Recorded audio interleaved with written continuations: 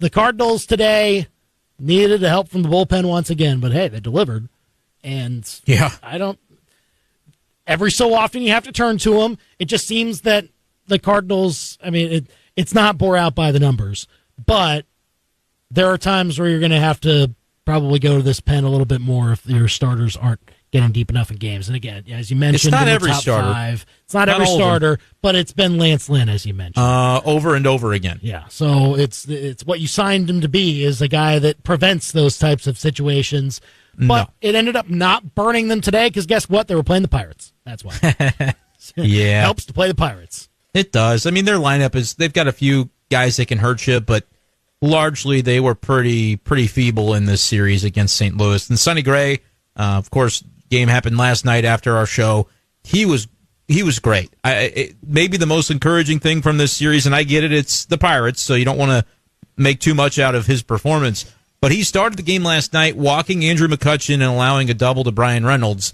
And you're going, wait a minute, what's going on with Sonny Gray here? I thought we were going to attack the middle of the plate, not mess around on the edges. And it's almost like he had a little talk with himself and said, "Self, we can't let this happen." And he basically turned it around instantaneously. 3 strikeouts on the next 10 pitches he threw. He almost had like an immaculate inning in the middle of the inning sort of thing, because he struck out the first 2 guys on 3 pitches, and the 2-strike pitch to the third batter was just a little bit outside, and he couldn't quite get the check swing, and then struck him out on the next pitch. And was attacking and doing all the things that he said he talked with Ivan Herrera and Dusty Blake about throughout the week, about what they wanted to do coming in. And he basically said to himself after the game, he said at the moment, he was thinking, don't be the kind of person that says something and doesn't back it up. Like, you want to be about what you say you're going to be about, and you've said this is what you want to do. Attack the middle, trust your stuff. And so he was able to, even though it didn't come out that way last night, flip the switch and make that happen. So the bullpen didn't need to do much for him last night. Kittredge gave up a home run. That made it a little bit more interesting, but only 2 innings between Kittredge and Helsley was unavailable today, which meant that Kittredge was who they sent out for the save, and he locked it down, his first save of the year. But today, 4 2/3 innings scoreless from that Cardinal bullpen. That's really good. Like, you're getting Liberatore was in there, John King participatory, Roycroft got an inning. Like, you're getting a little bit from everybody right now. I don't honestly know, Andy, when the Cardinals and the guys that are rehabbing, like Nick Robertson's going to have a rehab soon. Gio has been out on a rehab. I don't know that there's anybody in this bullpen that I'm eager to take out of it right now, because ever since Roycroft came up, they've kind of found a nice little mix of that. Maybe he's that additional righty. If Gio doesn't look better in his Memphis performances or his Springfield performances that he's had, I don't think you can take him back. I think you have to DFA him from the injured list. Because right now, who are you replacing? Maybe Kyle Leahy, but that almost feels a little bit unfair to him. And Gio's numbers have not been good in his rehab stint. Well, but so you wouldn't be I don't really know what to do. these guys, I suppose. You still have them available if you activate. Of course, you would option them. I'm saying you would DFA Gallegos. That's the only option. He's not going to minors, right? He's not. Yeah, and I mean, it would be tough for one of those guys who would be pitching very well. I mean, Roycroft in particular. I mean, the fact that he's been if they send down Roycroft with what we've seen so far for Gallegos, they have a problem in the organization, because Gio has not looked good. Now, if he turns it around and looks better, okay, you maybe could convince me, like, yeah, Kyle Leahy's going to have to ride the shuttle a little bit more, even though he's been solid for them. He really has. But Roycroft is throwing upper 90s gas, and today was in a game that, this one was contested. This was not like there are different levels of leverage, obviously, but this was not like low leverage, let's just get him in to get him some work sort of thing and to mop up some innings sort of thing. This was, a game that the Cardinals were... It was a tie game when he came in, right? It was tie game, right? Yeah. So that's kind of the progression of that, the way the Cardinals view bullpen usage. First, you get a guy in when you're down by a bunch. Then you get a guy in when you're up by a bunch. Then when you're down by 1 or 2. Then when you're tied, that's kind of the next step in that progression. And Roycroft ended up getting that chance today and got a couple of key outs for him. Did give up a hit, but he's got a 3.18 ERA, and I imagine took a ride in the laundry court because he got his first career Major League win today. It's pretty nice, and no have kidding. that kind of progression from guys like him, and then Liberatore, and then Ryan Fernandez has obviously been very good, and he's been Kittredge in that spot. Yeah, I don't know who you necessarily unseat, and it's other guys too. I mean, I don't know if Riley O'Brien factors into. He's that another also. one about a week away from rehabbing soon. So I do want to see, but if Gio keeps giving up bombs in the minors, it sucks, man. He's been great for this team for a long time. He might not have it anymore, and you cannot. These games mean too much with where the Cardinals are. They haven't taken advantage of their full schedule to this point. If he continues, they need to be evaluating. A lot of times for those rehab guys, it's like a veteran player, okay, as long as he says he feels good, even if the results aren't great, he's coming. The results need to matter in the case of Gallegos' rehabs, because I don't think you displace a Roycroft for him the way things are going right now. So we'll see. It's going to be very interesting, and I think Leahy would be the one that kind of might unfairly get that shot, but I don't know, man. He's been good too. He's been more reliable than Gio has been so far this year. So those are just my 2 cents. It is a tough decision, but we'll see what the Cardinals come up with. 875-KTGR if you want to call or text us here on the show to discuss the Cardinals' win over the Pirates today, right before a series with the Cubs. That will be ever important, of course, coming up in Chicago starting tomorrow afternoon. Of course, the classic day game on Friday to start it out, and we'll see what the Cardinals can do with that as they now head to Chicago. It's going to be an important one to maybe decide who is second place right now. Right now it's the Cardinals. I think even the Cubs could potentially, as I look at the standings, they could even hop them tonight since they're playing at Tampa, and could potentially be ahead of them by the end if they win that game. But other than that, it would be on percentage points, right? Yeah, it would be basically a tie, but it would be so close to the fact where, yes, the series will essentially determine who will be in second place by the end of the weekend. Or who will be ahead by the end of the weekend, because the Reds could sweep whoever they're playing, and they're same record as the Cubs right now. Don't remind me crazy. So much to it's a lot. Watch. I just try to keep my head around it, and the moment one game happens, 2 teams get shuffled into 2 completely different spots. Yeah. Don't look at it too closely then. Just think about, hey, who's getting to 500? Because ultimately that's what this NL wildcard's going to be. It's not going to be a sub-500 team. The Padres have already kind of taken a little bit of a hold on that second spot for the time being by floating to 2 games above 500. They've won their last 3. That final spot, though, it's not going to be 80 wins. It's not going to be 81 wins. You're going to win 82 or more games to get that spot. Somebody's going to do it. And honestly, right now, where would you set the over-under for the third wild card win total? Not who the team is, how many games that team wins. I'd say I would not go 81.5. I would go 80.5, actually. I think there's still a possibility that I disagree. Be 80. I would set it at 82.5 because I think for sure, and I would take the over, by the way. It depends and I might even set it 83.5. There could be teams at the top that just absolutely go roughshod, though. Like the Phillies could keep on trending upward. Maybe the Braves figure it out in some way, shape, or form. Like the teams above 500 right now, if they start to really pile up their wins against these other teams, then that could create a little bit more of a maybe more uncertainty with how these go. And if all there's those too many, there's just too many teams in the category that one of them is bound to have a winning season. One of them will separate from the pack. It's crazy. Maybe not in their games against the Phillies, but in their games against these other teams, somebody's separating. I feel pretty confident. Like, what would you? So you're basically a 50-50 shot that it's a 500 I would still or better take team. the over, but yeah, I'd say there'd be minus money on the over, but I'm still not completely convinced because it has happened before, right? So I have no idea. I don't think so. Divisional winners probably have gone sub 500. Wild card winners, I don't know. It's just been a different format now. I would be surprised if a wild card winner has done it. Divisional winners, I'm sure, have probably done it. We know in the NFL they've done it. I cannot recall the last time in baseball, but I don't know. To me, there's just you've got the Giants are a game under, the Diamondbacks are 4, the Nats are 4, and then the Central Pirates 4. Reds 2, Cubs 2, Cardinals 1. All of them are sub 500 right now. 1 or 2 of those teams is getting to 83 or 84 wins, and that's why the standings don't matter as much right now as keep an eye to make sure none of those other teams are doing it yet. Nobody's having a 6-game win streak to get there. But get to 500 and then just keep building on that, because if you're in the mix at or around 500, ideally a little bit above, that might be all that it takes in this NL wild card race. It's a sad state of affairs, but everybody's kind of the same. 875 KTGR if you want to call or text us. Probably hasn't happened before, by the way. I was looking back at the last couple of years because they'd expanded in 2022, didn't they? Yeah. Something like that.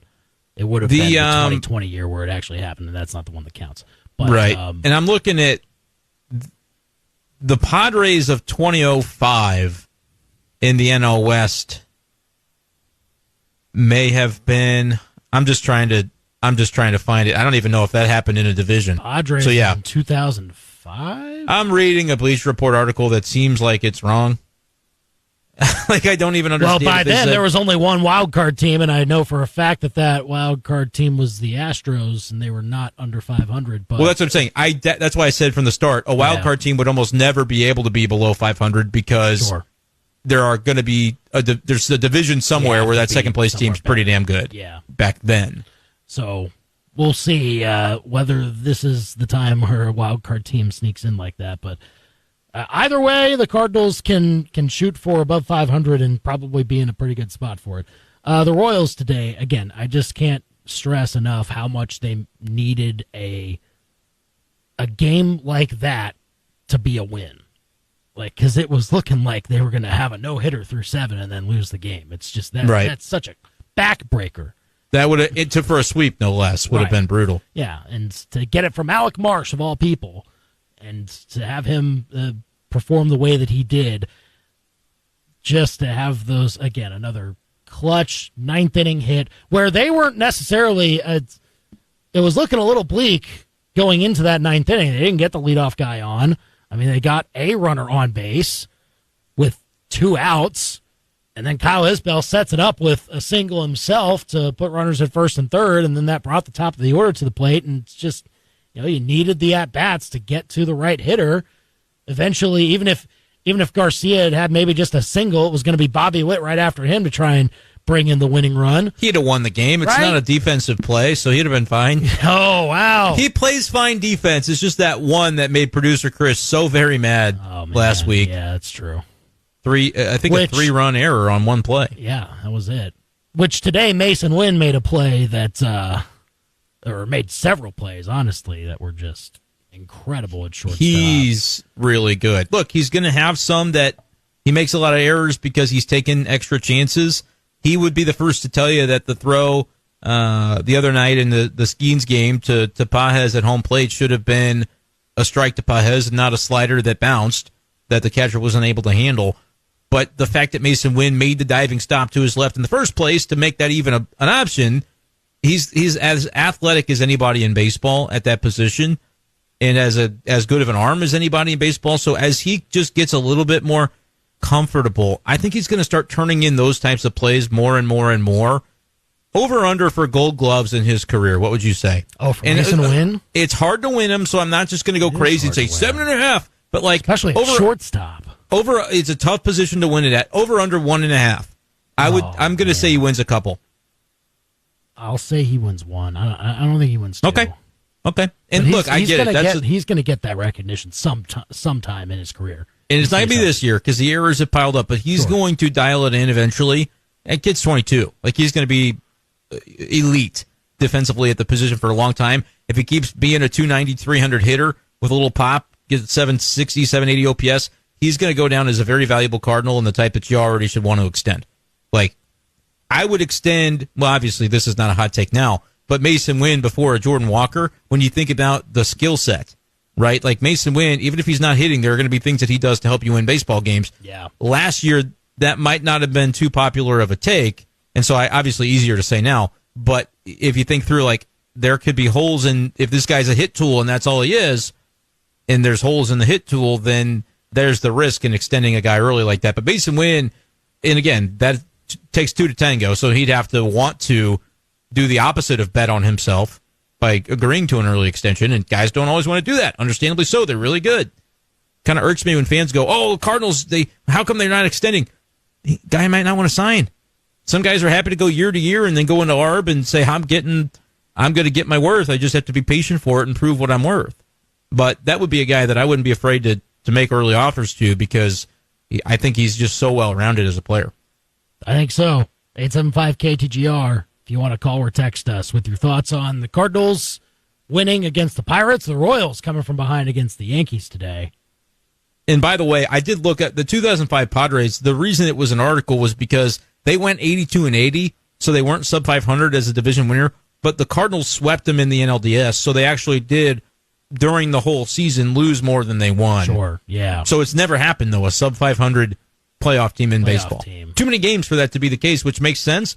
Maybe, maybe a chance this year, but I'm still going to say somebody emerges. And look, again, Kelly texted in 875-KTGR. Yes, there were 2 sub 500 wildcard teams in 2020.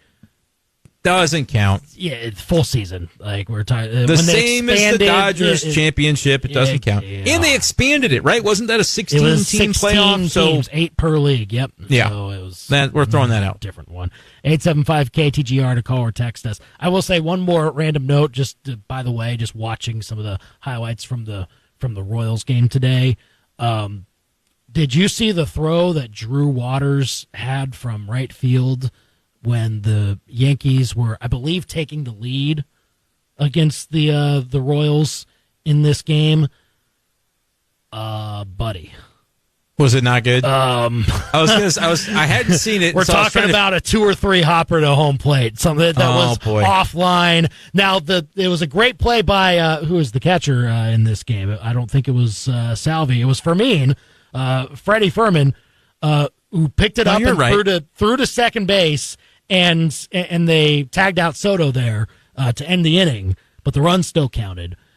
So either way, it was still a great play by the catcher, but Drew Waters, I'm glad that you had a good pinch hit performance today. I want to find that. I haven't been able to track down that video yet. Well, if you look on, I'm sure MLB.com has it, of Juan Soto. Oh, Juan Soto gives his team the lead. That play is what the one that it was. Okay, so you're not going to get it on that part. You have to do the Soto part. Right, you have to search Juan Soto with an RBI hit. As is the case. Yes. Sometimes you might see Juan Soto was chewing gum in the dugout when Mason Winn made a great throw to first base. Like have to, not even in the same city, but it was, he was doing it simultaneously. By the way, you had it right. It is Fermin. It's the same as the Cardinals guy. Is it Fermin? Okay, yeah. I didn't know. There's not. I don't see an accent mark on his name here. I don't know if he's got an accent mark. That's fair. But the pronunciation guide for the Royals does give you a Fermin. Okay, good. Which, by the way, Jose Fermin, it's actually Fermin, which sometimes you hear, sometimes you don't. Jose Fermin, not Fermin. Just the more you know, sort of thing. Okay, all right. Fermin. I don't know if I believe that, but what do you mean you don't know if you believe it?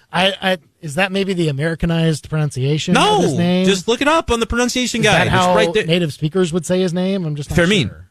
Jose Fermin. Fermin? Okay. Right. I think even more so it sounds native than if you say Fermin. I don't know if the sound is very as much. That's true. Yeah, you're right. Okay, so it's probably Freddie Fermin's name is maybe less so. Yeah, because I think his is Fermin, whereas Jose Fermin is... Maybe it should be Fermin. Fermin. And for Fermin, you actually enunciate the last syllable, you hit it, you smack it. Right. Fermin. Anyway. I took 4 years of Spanish, but... Did you? A lot of it was, I took French. I took 4 years of French, and then today there was a Cardinals account on Twitter that sent me a thing in French, and I was able to reply, merci beaucoup, because I don't really know much, but I could tell him. You could tell him that. That's for Thank you. Very good. That's all I got. Well done. Fermin. Fermin. I'm going to, not to be that guy, but when it comes to these, Cardinals that you're like, how do you say that guy's name? That's kind of my thing. I asked Pedro Pajes, how do you say your name? Because he told one guy, yeah, my dad's name is Ed Pages. And I'm like, Pages? I know that's not it. No. But sometimes the guys will even say it because they don't want to make you feel like you're going to feel bad for getting it wrong. But I asked him, I said, how do you prefer it said? Pajes. There you go. Yeah. I always ask, what does your mother say? That's what I like that. Go to. But that didn't work out for, gosh dang it, they were just telling this on the broadcast yesterday with Ivan Herrera. Because Ivan Herrera is another guy who kind of tells some people Ivan, some people Ivan, and was asked, that exact question, what do your parents call you? And he said Sonny. And so Mike Claiborne now calls Mike Claiborne calls Ivan Herrera Sonny, is the way that story goes. They were telling that yesterday on the radio broadcast.